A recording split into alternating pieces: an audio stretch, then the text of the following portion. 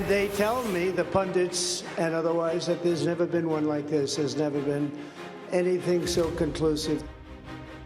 Welcome back to America Decides. That was former President Donald Trump last night reacting to his Super Tuesday victories. Meanwhile, recent CBS News polling finds voters aren't encouraged about the idea of a rematch between Trump and Biden. 48% say they feel negative about it, while 9% say they feel inspired. That's 9%.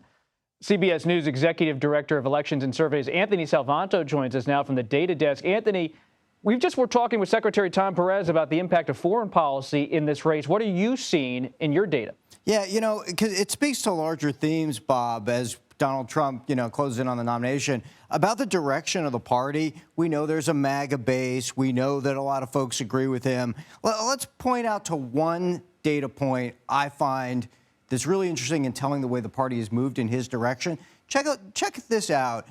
Views among Republicans of Russia. And we've seen this increase in the number who say that Russia is an ally or friendly. We've seen this decrease just over the last year in the number who say that Russia is an enemy. And it's still not a majority, but it's a directional shift. You look at things like that and you think, okay, this is another example of the party kind of being remade in Trump's direction, in Trump's image, as we see across a lot of things. And so that's a debate. And that debate, of course, echoes into, Ukraine, aid, and other foreign policy aspects as well. So I just wanted to, I'm glad you picked up on that and asked, Bob.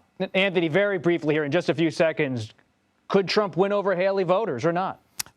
Yes, many of them will tell you that they will ultimately come home in a matchup against Joe Biden. But I think it remains an open question because so many Haley voters were there voting against Trump as the nominee, not necessarily just for Haley. And we're going to watch whether the Biden campaign, as he's already starting to talk about, can try and pull over just some of them, because a small difference can have a big effect in a close race, Bob.